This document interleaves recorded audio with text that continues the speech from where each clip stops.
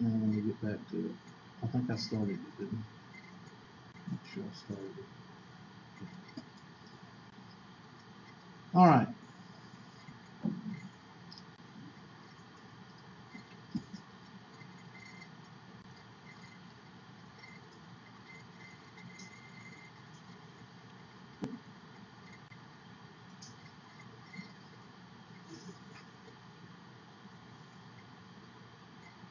So, like I said, you're going to see a distribution. It's going to look like a table, and it's going to have numbers on the left, meaning the chances of this happening, 5, 6, 7, and then the probabilities on the right. Probabilities are going to be P of X. So it's going to be written P parentheses of X. You've probably seen these before if you've had probability before, so it's not that big of a deal.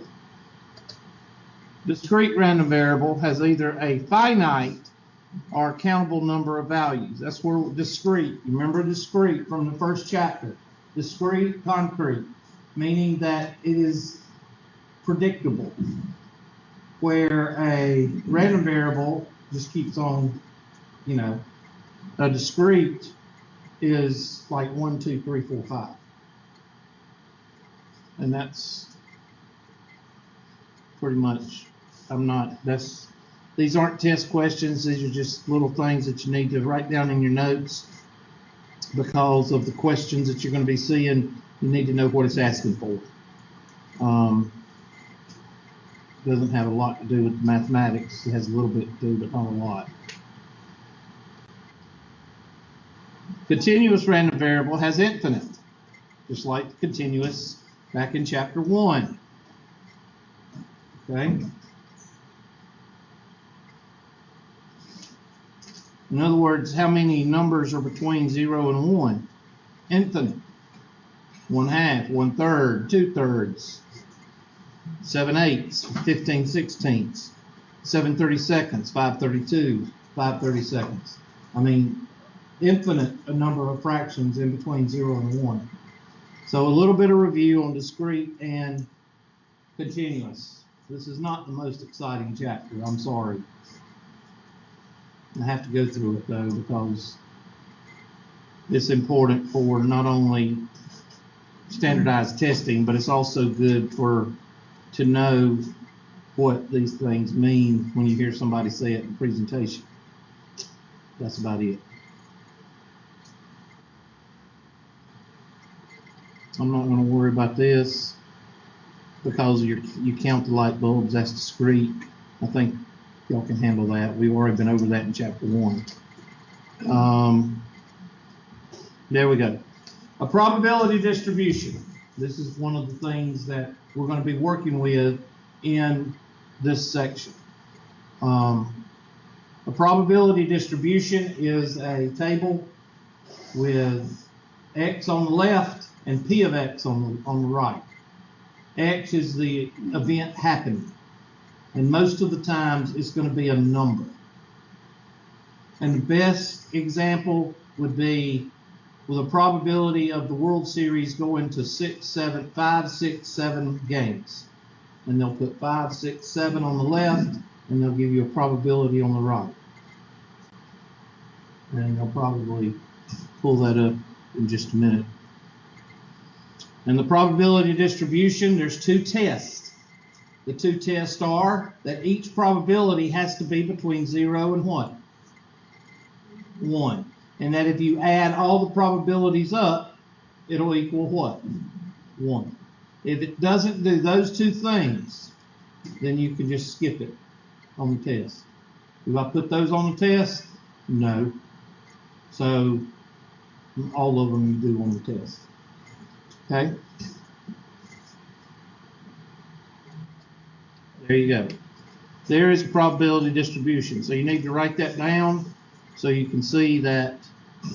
And the reason it's discrete is because all the numbers are rounded off. In other words, there's no ... beside them. So, and most of them are going to be discrete. The probability of 0 events happening is 0.06. The probability of 1 event happening is 0.58. Now the first thing you do, all of those are between 0 and 1. So you check the first test. The second test is you have to add them up. Well, 58 plus 10 is 68, 68, 78, 88, 0.8, 0.9, 0.96, yeah, they're equal to 1. And that's the two tests you have to do. So you don't have to write down the stuff on the left, just write down the table and say probability distribution. And if you want to add them up, but I think, if I'm not mistaken, I think I added them up and got 1. Sometimes it can be 1.001, sometimes it can be 1.0001. It all depends on which book you're in. You want to know the truth about it. This book, I think, if you look at the rule, I think it'll give you at least till the 10,000th and 0.9999. So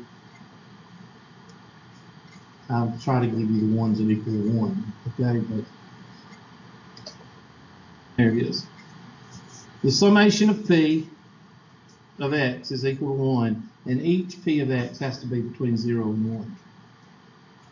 So all you have to write down on this slide is number 1 and number 2.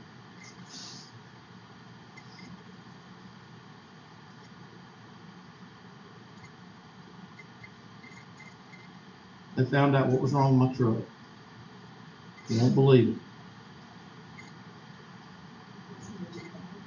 Nope. I'm trying to send it back. Well, I may have to end up eating that. It was $400. A ground lot. A ground lot. Behind the dashboard.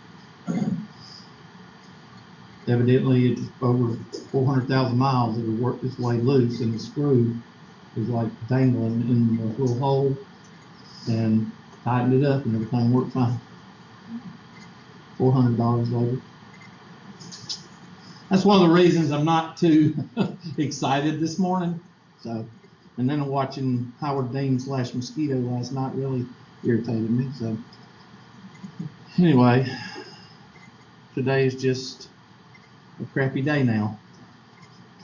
I'm trying to make the best of it. I'm trying to make lemonade out of lemons. So what I'm going to do is I'm going to take the piece that I bought and put it on Craigslist. Try to get at least 300 or 350 out of it. Try to. Is the following a probability distribution? Well, so far it looks okay because each one of them you can see is between 0 and $1. I use $1 in my head because that's cents. So 22, 32, 46, 62, 92. I don't think it is, but somebody check it for me. It's not. Why? Because it doesn't equal, I think it's equal to 93.93 or something like that. So some of you people that actually can make change at run a cash register, you know, the ones that can do math in their head, you can add those up real quick. Just think of it as money. Actually, I should have done the 30 and 10 first, then the 20, then the 18, because that 22 and 18, that equals an even number, so I should have done that first. 30, 40 plus 40 is 80. Yeah, 97, something like that. Okay.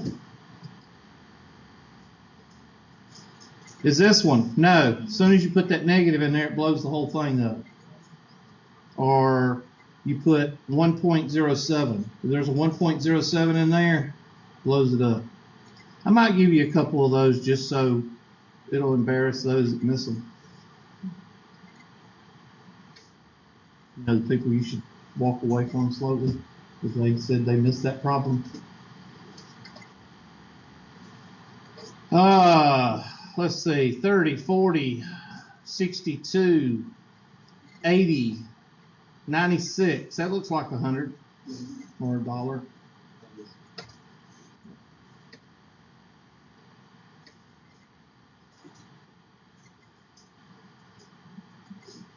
Draw a histogram using that material, draw a bar chart call it a histogram if you want to. I don't care.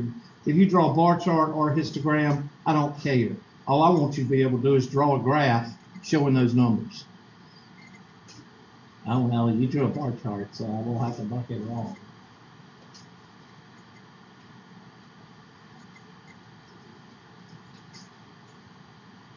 Any good movies? No, y'all don't go see movies either. Anybody watch Westworld the other night? Did I talk about that already? It's a remake of the 1960s movie where these people pay to go to this Western world, and all the actors in the Old West is cyborgs. It's a good movie, but they started a new remake of it Sunday night. I think it was Monday night. It's on HBO. It's called Westworld. And the first one was pretty good, but didn't give too much information, so you watch the second one, of course. I'll shut up. Y'all don't want to hear about things that are weird, I guess. I don't know.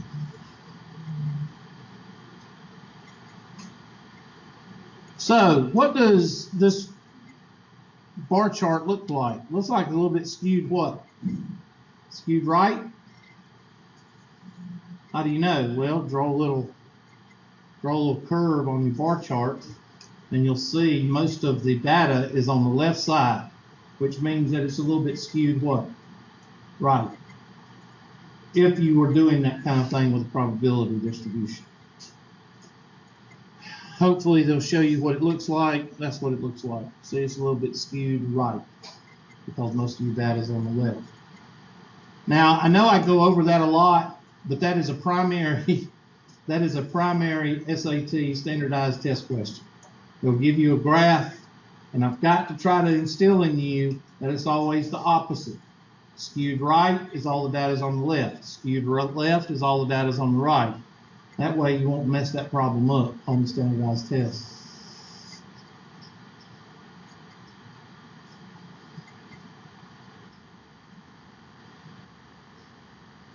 Write that down. The mean of a probability distribution is the summation of x times p of x. Now we've done this before, haven't we? We did it with a what?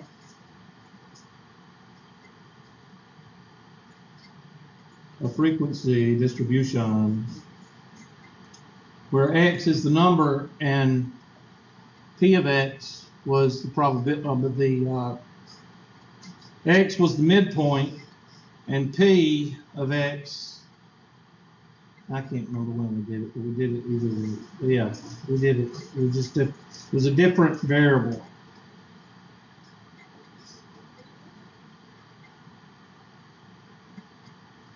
I'm trying to think of the actual. X was the midpoint, yeah. And p of x was the actual, or x was the actual head count. It was x. Yeah, that's what it was. Or x, and I guess they call it p of x. I can't remember. So write that down. I'm going to do the standard deviation also. So if you wanted to compute the mean here, go back, the summation of x times p of x. Well, go ahead and take your calculators, punch those in. Well, you don't have to punch them in, just multiply them. I'll do the first two for you. First one's 0, the second one's 0.58. And you do the others. And then add them all what? Add them all up. So do a third column in your notes. Do a third column and call that column x times p of x, and do the math and add them up.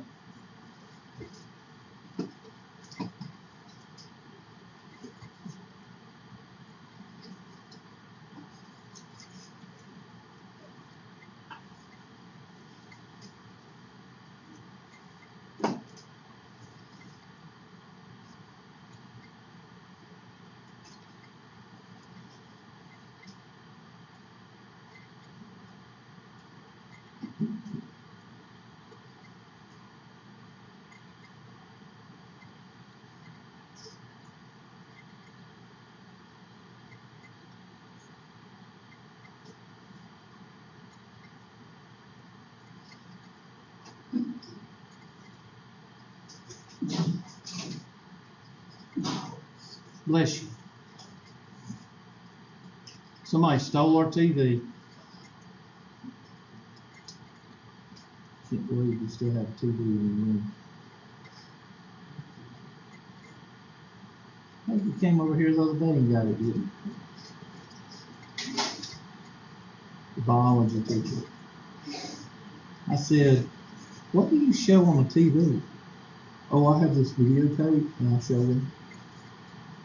You can't get that on YouTube. Really? Yes. Third column is P is X times P of X.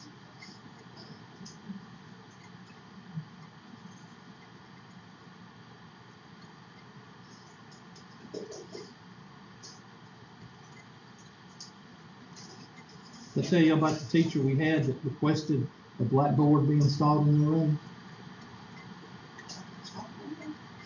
Yeah.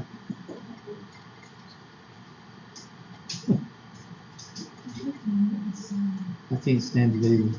I can't stand to write because I get the chalk on my fingers and then I can't stand it. I just don't like it. Never did like it.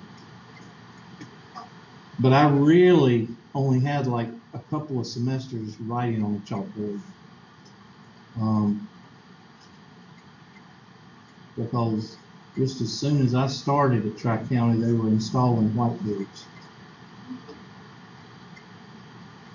So I really only had like one semester writing on a chalkboard. And one of them was down in McKissick Hall, and it was like half gone. Somebody tore it off. Which now McKissick Hall's gone. Now you just got that big BA hole in the back of the cafeteria. That was McKissick right there. And that was the welding building, so you can imagine what the classrooms look like. Looked like football team had been through there, tore up everything. Football teams don't do that anymore, do they? There they go. 1.49. So you can actually get the mean of a probability distribution by doing that formula. So what does that mean? It says compute the mean of the probability distribution to the right, which represents the number of DVDs a person rents. So how many DVDs do people rent in a single day? Which you would round that up to 2. Now, understand what you're getting here. You're getting the mean from probability. Now, think about that. There is nothing in that chart that has anything to do with head count. Nothing to do with head count, meaning this person got 6 DVDs, this person got 7 DVDs, this person got 2, this person got none, this person got none, this person got 1. There's no head count in your information, and you're able to extract, meaning pull out the mean by using the probabilities. That's what you're doing. So what I want you to get out of this example, you're getting a mean, which is very what in probability and statistics? Very important. The mean and the standard deviation is very important. You're able to get the mean from a list of probabilities. So impress your friends at any party. Really. Interpretation of the mean, nah, we're not going to go over that. I just told you that. We're extracting the mean and the standard deviation, you should, from the probability distribution. See?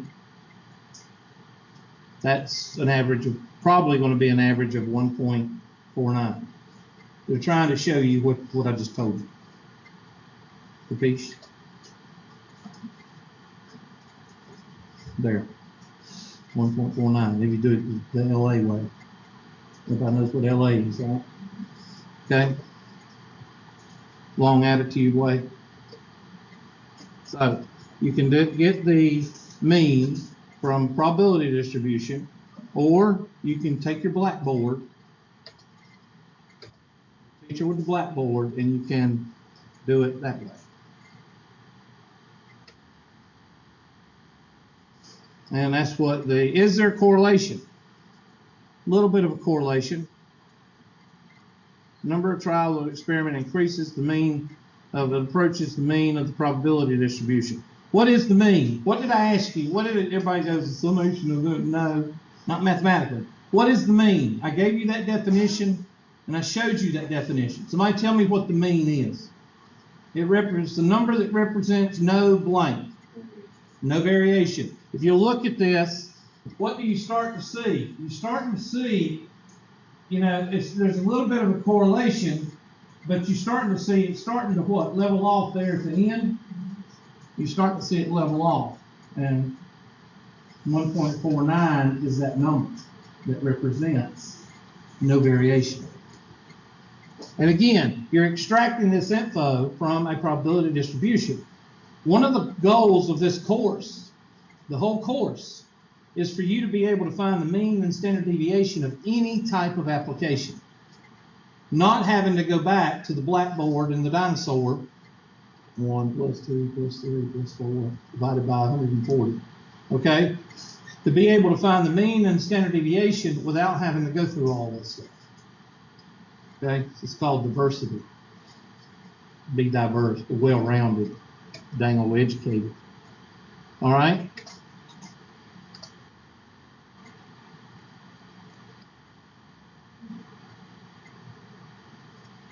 I'm not going to do too much of that, but what's the summation of x times p of x again? This is just, the reason this is different is because you got more of a repeating of a non-patternistic decimal.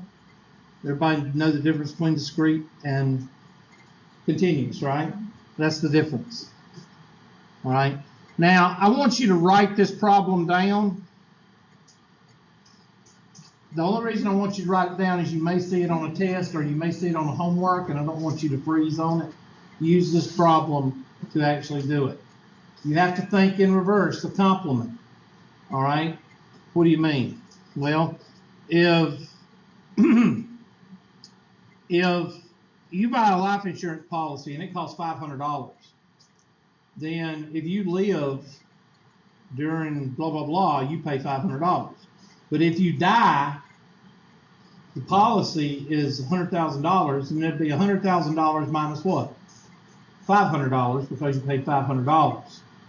So that's the thinking you have to think of when you're doing the X column, and that's where they get the 530 minus the 250,000.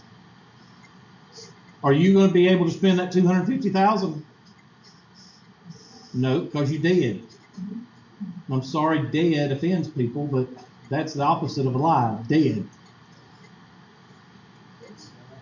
Huh? You have to say, passed away. You dead.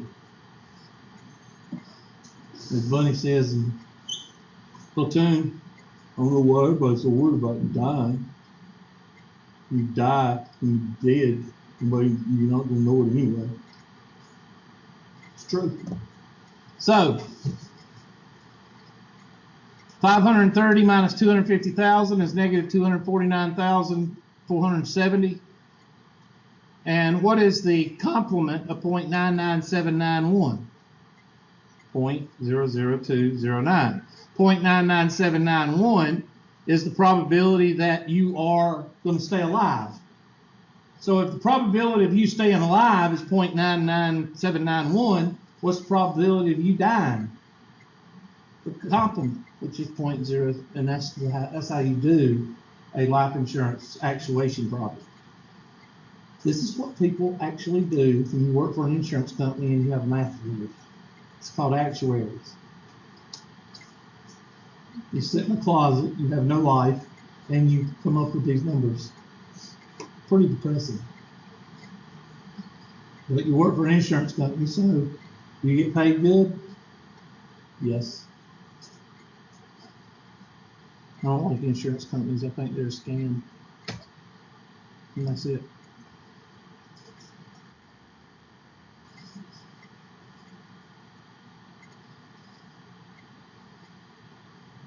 You're paying $500 and the cost is insurance company is $7.50. That's the same thing when you go to a doctor's office. If you don't have insurance, you pay $125. If you have insurance, guess what they collect? $300. Your bill goes up double, 3 times as much because you're insurance, because they can get more money out of the insurance company than they can you. Which is not good. Why?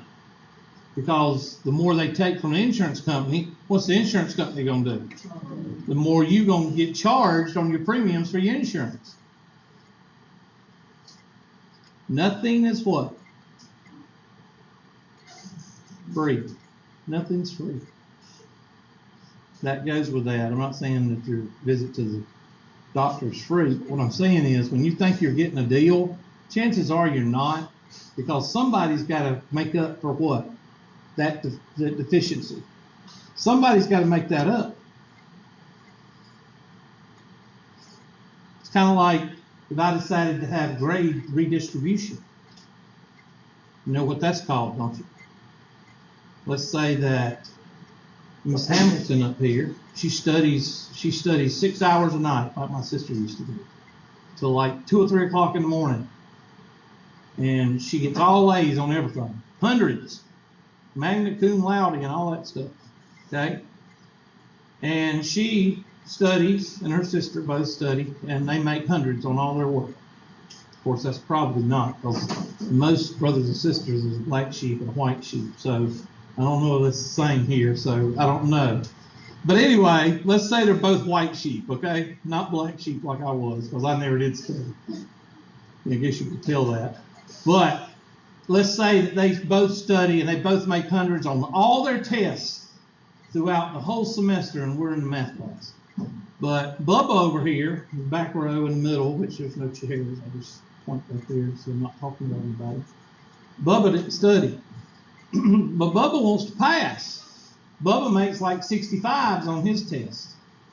So being the nice teacher that I am, I decide that I'll take 10 points off your grade and 10 points off your grade and give it to Bubba. What y'all think about that? Huh? Sounds pretty good. Huh? So what do you think about that? What does the Hamiltons think about that? It's not fair, is it? Welcome to the Republican Party. No, I'm just kidding. But that's basically what redistribution is. What did the Hamiltons do to get that grade? They worked hard. What did Bubba do? Not a that blame thing. So, what transpired? The person that worked had to give their points to, this was actually done in 2008, I think, 2008 by a economics teacher at one of the flutzy universities. And there was a whole story about it, a whole big blow up about it. And the 98% of the class complained about the economics teacher doing it. Well, why did the economics teacher do it? He was trying to get a point across. And there was a whole bunch of people. It hit the internet and went across the internet. And can you imagine your points being taken away and given to somebody else?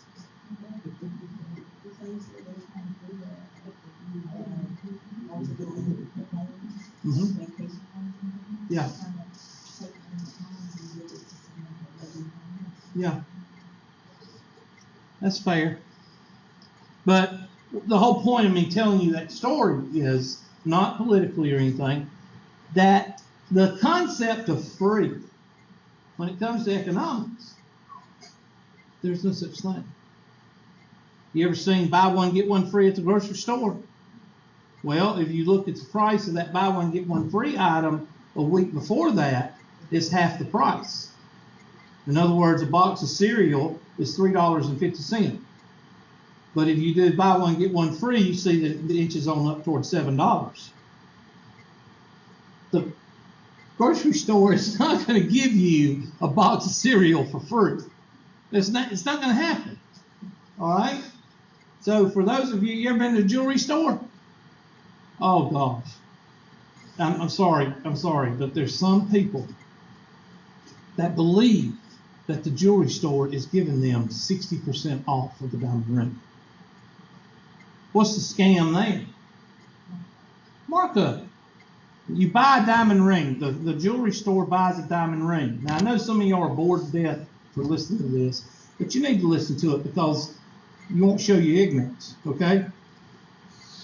You work at a jewelry store, you own the jewelry store, and you buy this marquee diamond ring, and you're going to sell it. And you buy it from the company for $1,000. Okay, you've got $1,000 in that ring. What you do is you mark it up to $2,500. And then you say, you know what? I love you. You're the best customer I got. I'm going to knock off 25% of this ring, or 40%. Whatever the $500 is, you mark it off, which is what? It works out to about what? 25%, something like that. You mark off $25%, and the person goes, "Oh my gosh, he's making 25% off that ring." Well, what's he making? He's still making $1,000. He's still making 100% profit. It's all in the numbers. Don't fall for it. Nothing is free, people. Nothing. Might be, but you got to work to get it. You got to actually breathe to actually get it. But nothing is free. So if anybody tells you free college, free this, free that, there's no such thing. And this, same thing. Insurance companies, they're running a scam. Now, there's nothing wrong with getting insurance. I have insurance. I have life insurance. I have health insurance. I have health insurance for my kids, blah, blah, blah. But I can't not do that because then I wouldn't be a responsible parent. Okay? So you're caught between a rock and a what? Hard place. You can be a responsible parent and do what you're supposed to do. They got you locked in. Or you can be a dirtbag and say, well, I want that $300 a month myself. So I'm just going to forebode all that and keep the $300 for myself. And if something happens to my kids, I'll take them to the doctor and I'll pay for it. Good luck with that. What? You do? Why?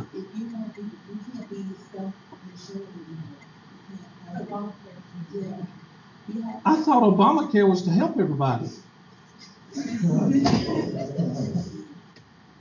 Oh, y'all read right into that. Y'all came hook, line, and sinker. Y'all took it. Compute the standard deviation of a discrete random variable. Here it is. Now, do not let this intimidate you. Go by the second one. Okay? The second one. Don't write down the first one because you get a little bit confused. Write down the second one. The square root, well, you know that the square root of the variance is the standard deviation. So you don't have to use the square root. Just call it variance, and then you can take the square root of your variance after you find it. The main thing you need to do is x squared times p of x minus the mean squared. Okay, so in this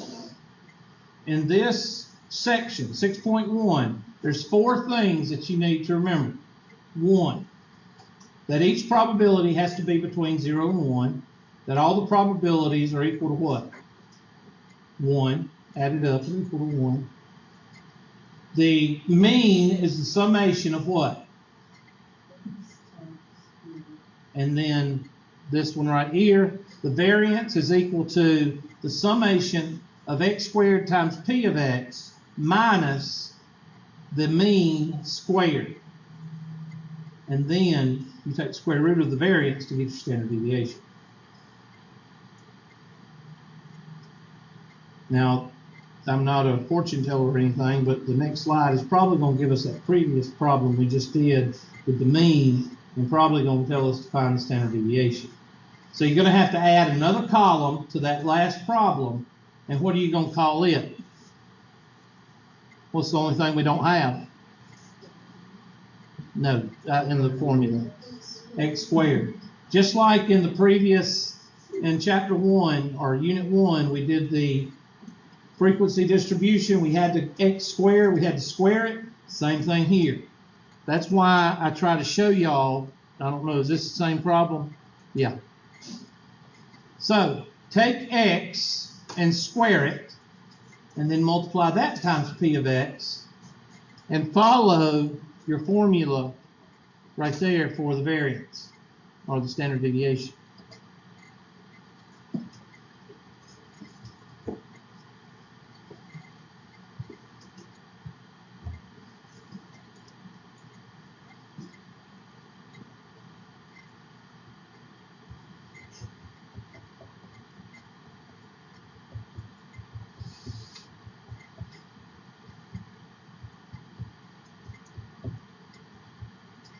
I will say one thing about Trump. He is right on one thing. You know why people don't have health care? And you know why people don't have health care? Because they don't have a what? They don't have a job. They don't have a job because all the jobs are gone where? Overseas. That is right. That's why people don't have health care. So why do we have to have health care now? We have to have mandatory health care because people ain't got no jobs. So either fix the problem or sweep the problem where? Under the rug. The problem is we don't have people working. Have you heard what professional poker players said about President debate? Yeah. People do not realize how many entities are behind Hillary Clinton. The media is behind her. Hollywood is behind her. There's all kinds of factions that I mean, they fix her monitor on her podium. They let her wear an earpiece. They let her do all kinds of stuff. Yeah, she's got control over the majority of the media companies, except for like Fox, Al Jazeera, and Thank goodness they're still there. I mean, it's still Al Jazeera. But did you see WikiLeaks? The guy WikiLeaks, he was going to come out with a big thing this week, and the email came out that had Hillary saying we need to the thing that flies around, drone. We need to drone this guy. And then he come out, he didn't say what he was going to say. He said, we're going to be releasing later. And everybody was like, oh my gosh, Hillary just threatened this guy, or he just found out that he could be droned. And now he's scared to release what he was going to release. And I'm like, oh my gosh. That's scary. When a criminal won't even release the stuff that he has legally because he's scared that he's going to get droned. But when you're Clinton, you can pretty much do anything you want.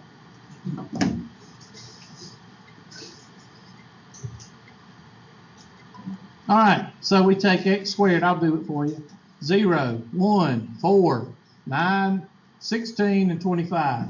And we multiply that by p of x, and then we put that in a parenthesis right here, and we minus 1.49 squared. Now they're probably going to show that. Yep.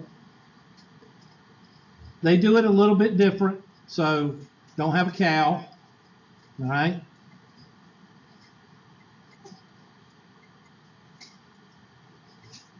I don't do it. I don't do this right here. Okay, I don't do this. So just mark that out. I don't do that. I do the x squared. So they don't have an x squared column. So just kind of ignore this. You'll come out with the same answer. there it is. Yep. Well, you're gonna take this.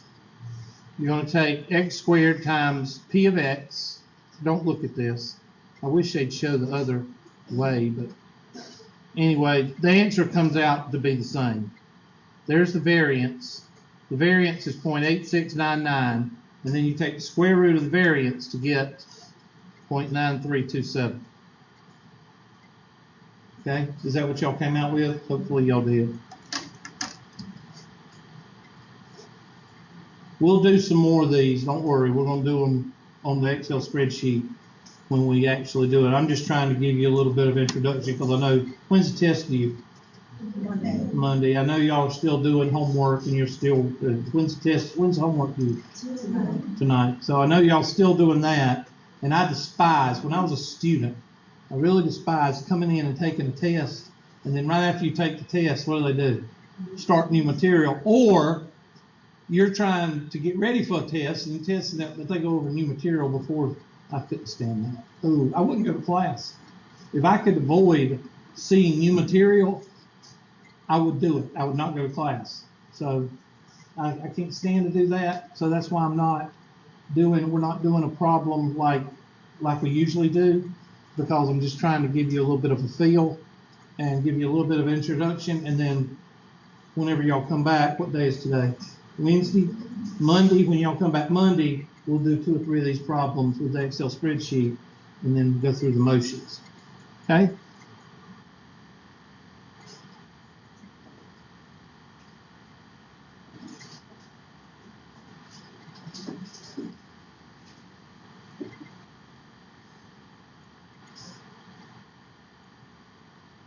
Yeah, we'll go over this.